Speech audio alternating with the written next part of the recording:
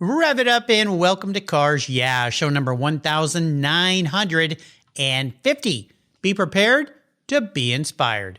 What I realized is that I had a great passion for what I did. And that was my strength, passion. You know, you have to have passion if you want to succeed at whatever it is you're doing. The word itself, passion, is from the Latin word passio, and it means suffering or enduring. And compassion means to suffer with. And the compassionate aren't immune to other people's pain. So passion is, at its core, a form of pain that demands to be quenched. This is Cars Yeah, where you'll enjoy interviews with inspiring automotive enthusiasts. Mark Green is here to provide you with a fuel injection of automotive inspiration. So get in, sit down, buckle up, and get ready for a wild ride here on Cars Yeah.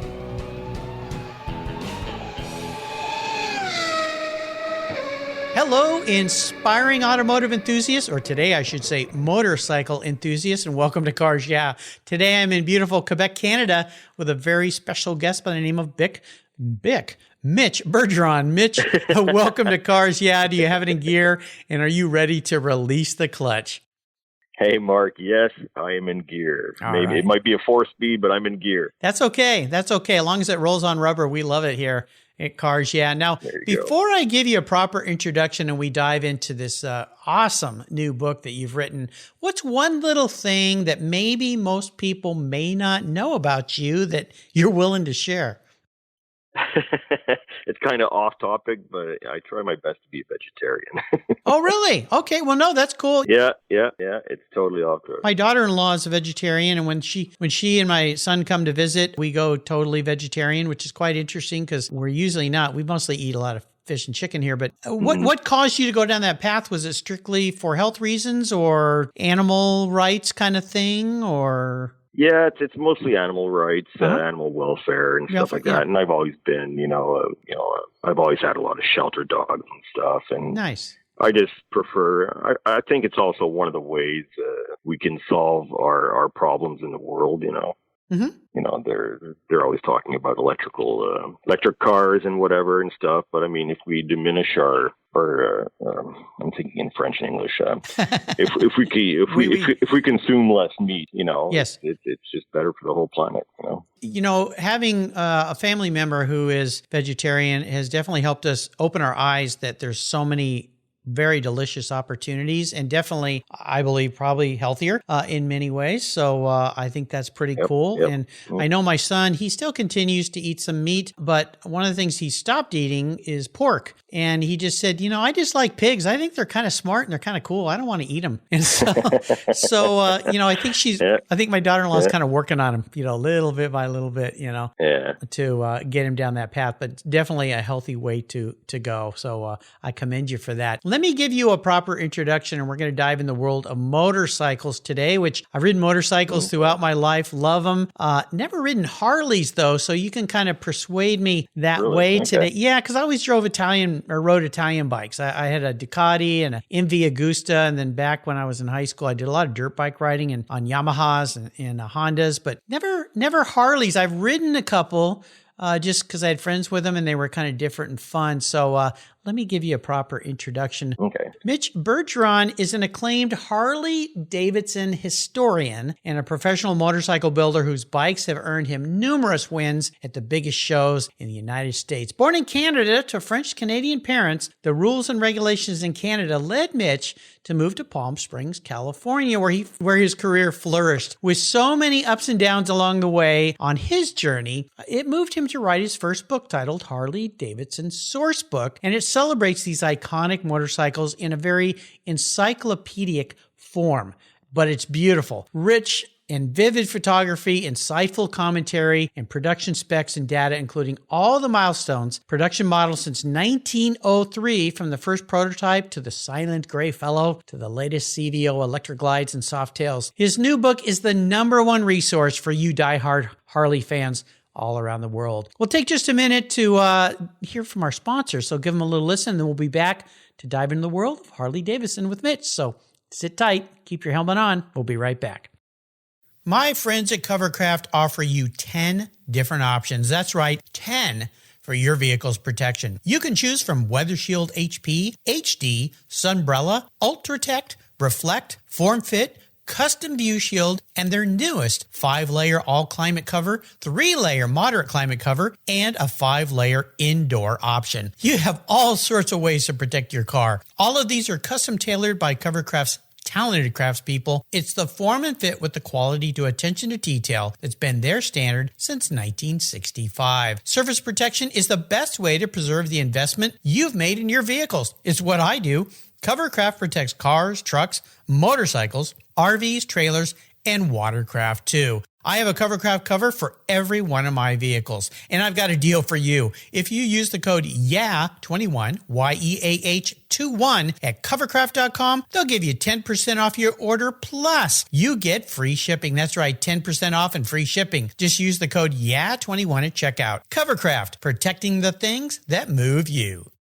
I was talking with a buddy of mine the other day, and he asked me about American Collectors Insurance. He said, while I listen to you on Cars Yeah, you're always talking about agreed value collector car insurance. Well, I insure all my cars on my regular auto insurance policy, and I've done it for years. Why use a different company for my collector cars? I get a multi-car discount. Isn't that good enough? I suggested he call his carrier and ask how much he would get if his collector car was totaled or stolen. He called back and said, boy, that was a scary conversation. The value of my car wasn't even close to what it's really worth. Thank you for the education, Mark. So don't just hope for a fair claim settlement. Be certain and know exactly what you'll receive with an agreed value policy. American Collectors Insurance has been protecting enthusiasts since 1976. Give them a call today for your personal agreed value quote at 866-ACI-YEAH. That's 866-224-9324. Tell them you're a friend of Mark Green's at Cars Yeah. American Collectors Insurance, classic car insurance, designed by collectors for collectors, automotive enthusiasts just like you and me. They're the ones that insure my car. That's American Collectors Insurance. All right, Mitch, we're back. So let's kind of take a walk through a little bit of your early life, because you've done some amazing builds, and your bikes have been awarded through Easy Rider Invitational, Best of Shows, VQ Magazine. You've been featured on TV shows, including Biker Build Off, Chopper Nation, and Chopper Challenge. And you've written articles for Easy Rider and Street Chopper, if I can say it right. Yeah. Let's talk about this fascination you have with Harley Davidson, because given this book, and it's beautiful, by the way, 288 plus pages. Thank you. It's really nicely done. Yeah. It's awesome. Yeah. I mean, I'm not really into Harleys, but I like them. And just going through this book is really nicely done. So kind of walk us through your fascination, bikes. How'd you get into bikes? How did I get into bikes? I mean, most guys I know, when we were young, I grew up in Alberta, and like most young men, I guess, young, played in the sandbox with little cars. And then it grew into model cars. I mean, I still remember the first model car my dad bought me. I was like 8 or 9. Uh-huh. And it was Richard Petty's 64 Belvedere. I mean, that car is like etched in my mind, Yeah. Oh, yeah. And it just grew from there. I mean, I remember watching cars, hot rods blast down the road, and I was fascinated by it and stuff like that. Let's see. We moved back to Quebec when I was 12. And I started growing fond of motorcycles. I mean, I've always, bikes, cars, anything mechanical. I was creative as a kid. I'd like to make things with my hands and stuff. And I got my first motorcycle when I was 16. It was a Suzuki GT 500 that I bought used. And not too long after that, actually, I met my brother-in-law, who was new in the family, and he showed up with a 69 Dart. It kind of changed my path. Okay. Back then, he had a 69 Dart with a slant 6, but he showed me how to adjust his the valves on it, and it was a slant 6 with a 4-barrel Offenhauser intake, solid cam, and I mean, just that thing that he showed me how to adjust valves on it, that just totally blew my mind. Yeah. From then on, I mean, I went and bought myself a 1967 Pontiac Beaumont, I'm kind of off the topic of bikes now. I was going to say, I don't hear any words Harley Davidson yet in this conversation. Yeah, but I mean, in between then, I was buying all the Easy Rider magazines, biker magazines, and I was a kid. I mean, I was like 13, 14, and my mom used to throw them away. Yeah, it's like, what are you looking at but I was just trash for? Yeah, exactly. Yeah, but I mean, I was just fascinated by the bikes and the culture and all that stuff. Sure. But anyway, I took a side road when my brother-in-law showed me where I saw his '69 Dart, and like I said, I went out, got myself a '67 Beaumont, Pontiac Beaumont, which is the equivalent of a '67 Chevelle, except it had a different grille and it had a '67 GTO dash. Nice. And I had a 283, and I slowly started fixing that up, and then I eventually ended up in bikes, a few years down the road. Yeah. When did you make this transition from the bike? And that was a pretty big bike. I mean, a 500 for a first bike for a 16-year-old. That was a pretty big motor. Yeah, I guess. Got some power when you think about it, versus the first bikes I was riding were 125s, maybe 250s, Yamahas, and like I said, Hondas or dirt bikes and things like that. Actually, my first bike was a Honda CT70 trail bike. When I was, my mom and dad bought my sister and I each one when we were about 8, 9 years old for riding. Oh, lucky you. Riding on the beach. Yeah, it was for riding on the beach. We go down to Mexico to camp on the beach, and we'd ride those things up and down the beach. And of course, every once in a while, you get 2 miles away and run out of gas, and you have to push that thing all the way back in the sand. That was not easy. But so, when did you make this transition? For you. Yeah, for me. When you made first world problems, right? When you made this transition from the bike you had, like, when did you first get into Harleys? Because that's a big change. Yeah, well, back then I knew I couldn't afford, because I had to buy my own stuff. I bought my first bike. I had a part-time job when I was in high school, and then, I bought my first bike, then I bought my car, I paid for my licenses and all that stuff, and I loved Harleys. I mean, I knew it, I loved everything mechanical, and I just loved Harleys and choppers, and I loved the magazines. Because of those magazines, and all that stuff. Yeah, basically, I mean, and down the road, when I was 21, I got my hand crushed in a machine where I was working. Oh, ouch. So anyway, I had, stuff like that happens in life. So anyway, well, I was 2 years off with, operations and stuff like that, try to bring it back. So anyway, I eventually stopped all that and went back to work. But I bought my first Harley shortly after that, a 1989 Sportster. And after that, I sold that maybe like a year and a half after, and I started building my first custom. So you were always pretty hands-on, mechanical, fabricating stuff? I really wanted to be when I was young. That's one of the things I find, of our generation. There wasn't much guidance back then, and I knew what I wanted to do. I mean, I knew I wanted to build cars. I wanted to build bikes. I wanted to do stuff mechanical. And I was always fascinated by welders and stuff like, what they did in working metal and stuff. But I saw welding shops back then, and this is like in the 70s, 80s, and welding shops back then, I mean, they were dirty. I mean, the guys were dirty. It was dirty work, and that's not what I wanted to do. So I never went in that direction. I mean, even in high school, they had auto shop, but I never took it because they were always working on kind of crummy old cars. So didn't interest me. So I took wood shop where I could create stuff, So yeah, I mean, I always worked, like my 67 Pontiac Beaumont. I did the motor, did the differential. I took the whole thing apart and repainted it and everything. So yeah, I was mechanically inclined, but I wasn't doing really any fabrication then. But when I first started building my first custom, I was at the point, I bought a frame, I bought a motor, a tranny, all that stuff.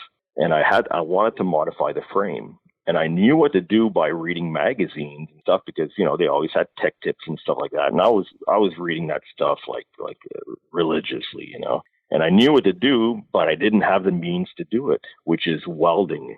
So my wife at the time said, I'll introduce you to somebody. And she introduced me to a guy that I ended up working for, Sylvain Genet, who was a local Harley builder. and he was very good. So I went and saw him. I told him what I wanted to do, and he liked what I wanted to do, and he saw what I was doing so far. So he ended up hiring me. Nice. And I worked for him. Yeah, it was actually really nice. And I mean, I was kind of blown away. I mean, this guy knew what he was doing, and he was going to show me how to move ahead in that. And he showed me how to TIG weld. I mean, most people learn how to weld by stick welding and then MIG welding and then TIG welding. Mm-hmm. But Sylvain, he only welded TIG welding. So he showed me TIG welding. And I remember the first time he showed me how to TIG weld. And I was happy. I mean, I knew what I want. I knew what path I was on, you know, and I was, I knew exactly what I wanted to do. Yeah. So from there, you kind of took off and started building stuff. And then, I mean, but that's a pretty big jump into building bikes that win awards and so far. Were you building bikes for other people, or did you just start building your own stuff and then selling it to finance the next one? Or, I mean, how'd you get to the point where you're building bikes that were winning national competitions? Well, I mean, this was the early 90s when I was starting to build, and it just progressed. I mean, I started building bikes with Sylvain. We were building nice stuff. And I worked for him for a year. Then I partnered with two guys who were doing like paint. And we did that for like a year and a half. And then I went on my own. I see. Okay. Yeah. And so you got like an MBA and then I went, in building, if you will, from some experts. Yeah, exactly. Yeah. Yeah. Yeah. And so I sold my bike and I bought some equipment and I set up a shop at home and I started building. I mean, I was doing frames, I was doing sheet metal work, you name it, swing arms, all sorts of stuff, handlebars and whatever. And my name started going around, and all the big show winning bikes out of Quebec pretty much had my hand in it at the time. Wow, nice. So That's so then very cool. it was fun. I mean, it was exciting. It was a very exciting time. And then I started building bikes just for myself. And then I started doing the Easy Rider shows and all the shows in the States, which I've always, you know, that was like the mecca back then, you know. Right. And I started winning them. So that's very cool. Took off from there. Well, let's dive into this book because it's a beautiful book. I mean, everything from the cover, which is very cool. It looks like an old Harley that maybe was in a crate or something like that on the cover. That the bike that's on the cover. Yeah.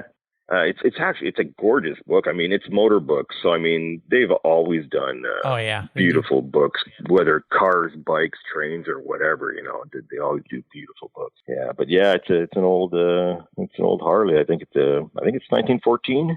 Yeah, it's beautiful. Yeah. And I tell you, your Motorbooks, they've sent me a lot, the publishers, they've sent me a lot of great authors of books that have come through here, and all their books are just really stunning. And what's beautiful about this book, my interpretation of it, I've got a copy in my hands here, is it's really a neat combination of beautifully executed, like Harleys are. I mean, the design, the layout, the photography, but it's an encyclopedia in a way because it walks you through this history going all the way back to 1903 and the details and the beautiful pictures. And you just see this wealth of information that Harley's done over these years. When you took on this project, let me ask you this. Had you done a book before, number one?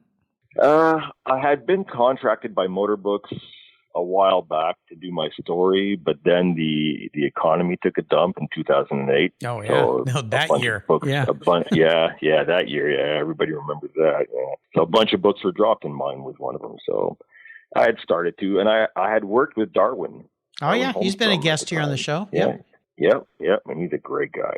So he's basically the guy who contacted me for this book. Oh, very nice. Well, let me ask you this, and maybe what we'll do is we'll come back with this question because I want to start off with a first book effort like this. I mean, you took, like I said at the beginning, this is almost 300 pages. It's very large format. To me, it's almost one of those like coffee table books, but it's filled with information. Whereas a lot of coffee table books are beautiful to look at, lots of pretty pictures, but not a lot of substance sometimes outside of that. So keep this thought in mind. A big challenge with this project. We're going to take a break and thank our sponsors. When we come back, we're going to dive into that a little bit. So keep the helmet on and the gears, or the bike in gear and the hand on the handlebars, and we'll be right back. Linkage. It's a new quarterly publication and website that covers the automotive market, driving, restoring, collecting, and discovering your passion for motor vehicles. Linkage is about experiences, opinions, and values. Linkage is an actual informed, reasoned opinion based on first-hand experiences. A talented linkage team covers the automotive world, the people who share your passion and mine, smart, considered, rational, and experienced opinions, ones you can learn from and grow. That includes our passion that drives auctions and the collector car market. So come with me and join us on this journey. And be sure to use the code CARSYEAH when you subscribe, and they'll give you $10 off. Boom! Linkage, geared for the automotive life. Subscribe today at linkagemag.com. Did you know that Karjat is in the top 1% of all podcasts based on listenership, according to Libsyn, the premier RSS feed for podcasts in the United States? That's right. And Karjat is the only 5-day-a-week automotive-focused podcast for you to get your message into the ears of thousands of listeners daily from all over the world. Plus, DuPont Registry recommended Karjat as one of their top 10 car podcasts for you to enjoy. Karjat has experienced tremendous growth, plus your ads are evergreen, meaning they never go away. And more listeners find Karjat every day for their daily dose of automotive inspiration. Do you want to expose your brand to a highly targeted list of automotive enthusiasts in a very unique and very personal way? Well, I can help you. Contact me, Mark Green, at mark@karjat.com or through the website at karjat.com today to learn more. Okay, so we're back. So let's talk about this challenge issue. When you took on this book, because this is no little feat, like cover all of Harley. Why don't you do that? And a lot of books have been created about Harley Davidson. What would you say was your biggest challenge in putting this project together? Well, at the beginning, you introduced me as a Harley historian. That I find that a little quite an exaggeration, you know. So, hey, my job is to make you look like $1 million. Okay. I've always been my worst promoter. There you go. But I mean, when Darwin asked me to do this book, I asked him exactly, why me? Why are you picking me? I could probably name you a dozen people around in this area that probably have more information or knowledge on Harley than I do. And he says, well, because I know you can write it. And he knew that whatever work I took on, I did it well. Was it because of the articles that you wrote before for like Easy Rider and Street Chopper? You'd been a bit of a journalist? A little bit, yeah. And like I said, I wrote my story before, and he had it, so he knew that I could write. Okay, there you go. So he I guess he had faith in me, and I lacked a little bit of faith, but then I said it'll be a challenge for me, and I love challenges. You know. And it was a challenge. It was quite a challenge. Yeah. If you could pick maybe one major thing that was daunting about it, what would it be? Jesus. It's I don't know. You might want to edit this. I don't know. It might take a while to. It's a lot of information. It's a lot of information. Right. Yeah. I mean, that's the thing that I noticed when I go through it is it's just, there are a lot of words in here. It was a lot of information. Yeah. Not just a lot of pretty pictures. Yeah. I had to, because when you look at, I mean, there's so many books out there on Harley. There's so much information out there on Harley, and finding, especially in the early years, finding the correct, you know, even if Harley wrote it, you know, they wrote a lot of books. You know, a lot of it has been changed throughout the years and stuff. And finding the exact numbers and stuff, that was very hard. It was very hard. And but I mean, I went through it, and it was a lot of time. It took me a lot of time because you know I don't do this professionally. You know, it's not like I write books every year. I mean, Darwin and Zach Miller too. I mean, he was my editor after Darwin. I mean, that's all these guys do is write books. I mean. So, yeah, for me, it was a big challenge doing this. But I mean, I'm so happy I did it. Oh yeah, you took it on. I mean, you really should be proud of what you did here because it's spectacular. And I know in our pre-show chat you mentioned, it's not all you. You had a team around you to help you, right? Yeah. I mean, like I said, Darwin started off as my editor, and unfortunately, he had an accident right at the very beginning. So Zach Miller jumped on board, and he had other projects going on too. So this was kind of dropped in his lap, and he took care of me as an editor, does, and he took very good care of me, and I mean, a lot of hours on the phone and a lot of discussions, and Well, and I'll tell you that having worked in the graphic design world and advertising world, it's really nicely done from a visual standpoint. Sometimes I get books and I'm really excited and I open them up and I go, oh, like they hire their daughter who's in high school art class to lay this book out. It doesn't, not to diminish any young girls in high school art class, but, it just didn't look well done. This is really nicely presented. To me, it's one of those things that you'd really love to give to a friend if they're into motorcycles and Harleys and so forth. So the whole team, kudos to the whole team for what they did. All of you guys did a really spectacular job. I want to talk a little bit about a special bike in your life. You mentioned the first one you had, the Sportster, but I would assume maybe along the way, one of your builds really stands out for you. What was that? I'd say the one that I had the most fun with probably was a custom panhead with a sidecar that I built. Ooh. Yeah, but it wasn't your traditional sidecar. I had taken the seat out of an old funny car, and the seat sat probably 4 or 5 inches off the ground. And the passenger basically just sat in that, and he had like a small basket up front to put his legs in. And it was like a fenderless bike, but with a sidecar. Oh my gosh. Death wish for the rider. Yeah. Death wish, yes, exactly. And I had a photographer follow me for a year, actually for the first book that Motorbooks commissioned me on. And he followed me, and we went to Sturgis on that thing, and it was crazy. I mean, really, it was just it was a fun bike, 4-speed, kickstart only, and so it was a fun bike. Yeah, I'd say that one. What circa would that be? What era? What year would that bike be? If you could give it a year? 2005. 5? Okay, yeah, so not super old then. Not like starting with super old. Well, you know what I mean. I mean, you think about restoring old cars from the 50s or 40s, 30s, 60s, even 70s. But 2005, I think of that as more modern. But you obviously radically changed things. Yeah, well, it was an old reproduction panhead, so it was old technology, a little bit modernized. I got it. With an old ratchet lid, 4-speed. Yeah. Oh, so very it looked cool. like old school, but modernized. So Nice. Well, I'm going to be your motorcycle psychologist here today, okay, Mitch? So settle back on the couch here. Yeah, settle back on the couch. We'd like to talk about your childhood. No, we already did that. If you were manifest as a bike, now this isn't what you want to be. This is the man in the mirror, how you perceive yourself as a human being, manifest in a motorcycle. What would Mitch be, but more importantly, why? Wow, you know what? I didn't think of that because I was thinking cars.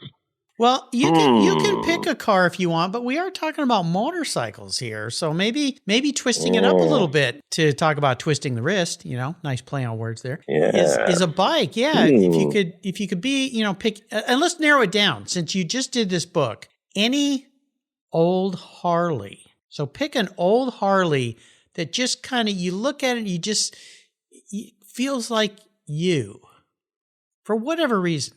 Well, I would probably say an old WLA, the old 45 flathead. Okay. And why is that? They were plain looking. Oh, come on. You're a little better than just plain looking. You're a little better than plain looking guy. They were super dependable bikes. Okay. They were low key. You know what I mean? Yeah. I'm not a very outgoing guy. I'm very low key. Okay. If you're talking cars, I would have told you I'd be a sleeper. So, Oh, really? Okay, well, let's go down the car lane, okay? Yeah. As long as we're here, you'd be a sleeper of some kind. So would you be an older car that just looks kind of nondescript but has a kick-ass motor in it, or more modern? I'm more of an old car guy. Okay. New cars really don't do it for me.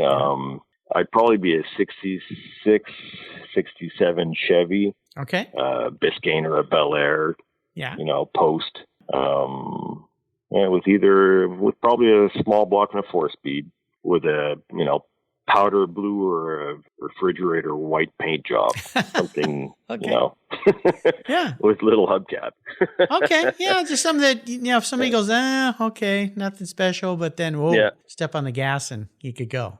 Yep. Okay. Something to back it up. Okay. Exactly. I like it. That's very the same cool. thing with the bike. I mean, I like dependability and something that goes along the way. I like it. Well, it makes sense with what you do. I love it. Well, I always ask my guests to suggest a great book. Obviously, today we're going to suggest to all the listeners this wonderful book that Mitch Bergeron penned along with our friends at Motorbooks. It's titled The Harley Davidson Source Book, All the Milestone Production Models Since 1903. And like I said, this thing is huge. It's a wonderful size format, obviously perfect bound, 288 pages, I think I noted when I picked this up.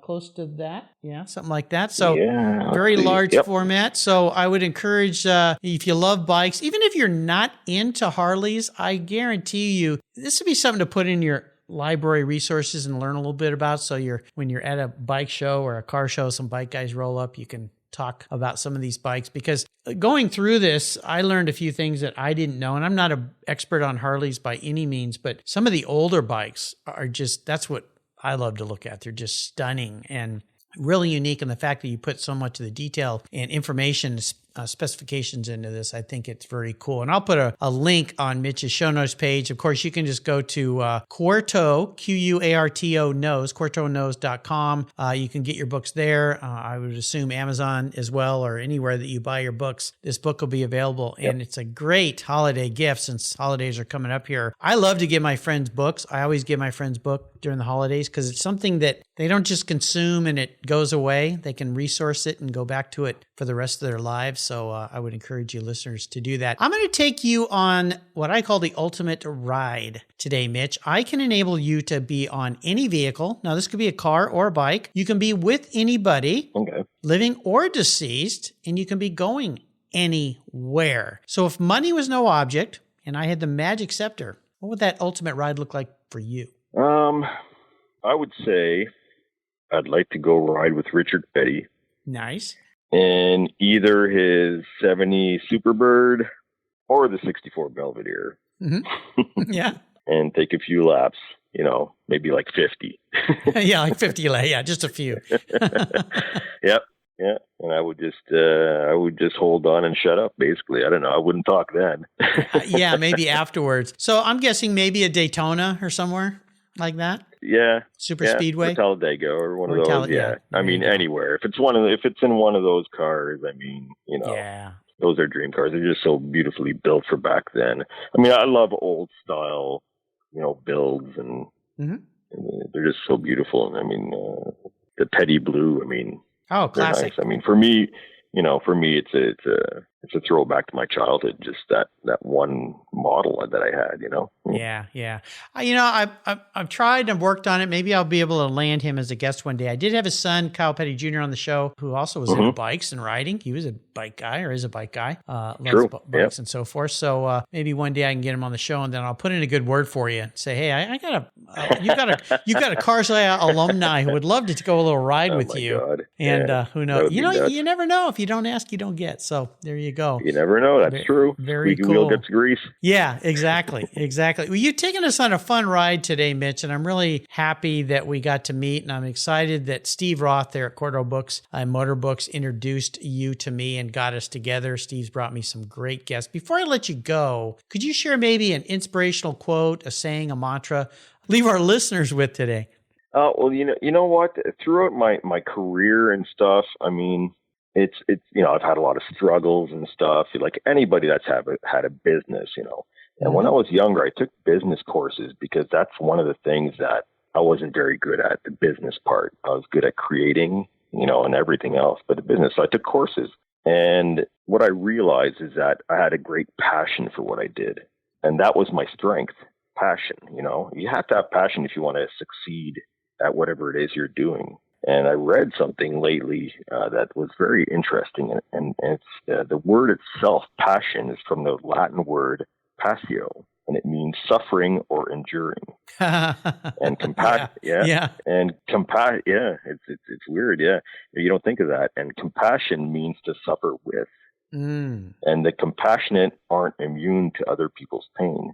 So passion is, at its core, a form of pain that demands to be quenched.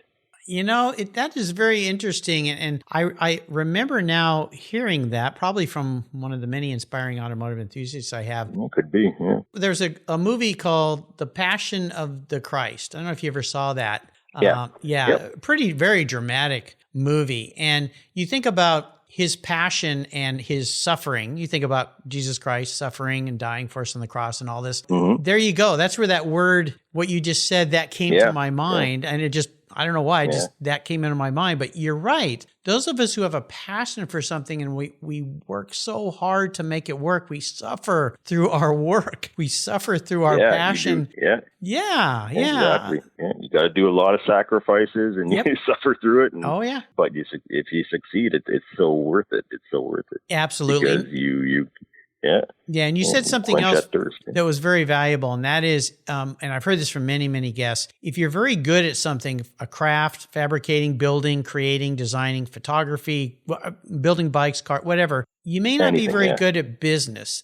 Go out and get some business education, and if you don't like doing that part of your business, hire a really good person to be your CPA, to be your lawyer, to be a business advisor, because that's where I see a lot of people that could have succeeded, they fail. And that's also what drives them out of business, because they just go, this is no fun. I'm not doing this anymore.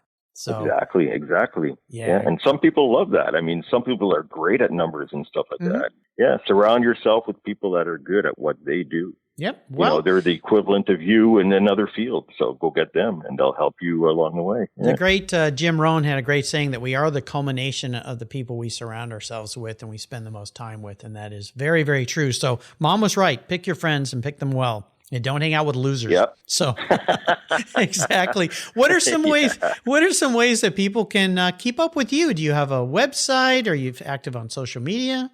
Just Facebook. I don't have a website. Okay. Okay, cool. Awesome. Yeah. I'll make sure I put a link to that. And again, listeners, you can find links to this book. I encourage you to get your hands on one. I've got a copy. It's really, really magnificent. It's a wonderful book. You're really going to love it. Mitch, thanks for being so generous today with your time and your expertise and for sharing this new book. Congratulations. Well done. Now you can do another one. Thank you very much, Mark. Thank you. Oh, well, you're welcome. This was great fun. Until you and I talk again, I'll see you down the road.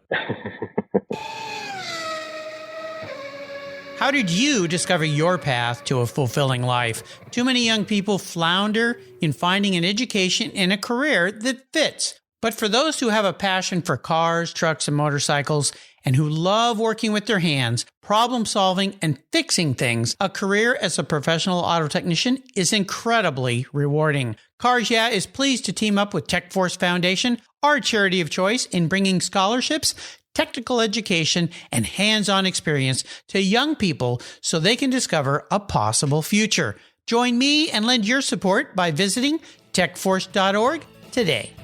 Thank you so much for joining us on today's ride here at Cars Yeah. Drive on over to carsyeah.com to find show notes and inspiring automotive fun. Download your free copy of Filler Up, a fun book filled with gorgeous photographs of fuel filler fun, including quotes from more inspiring automotive enthusiasts. Download your copy today, and we'll see you next time on Cars Yeah.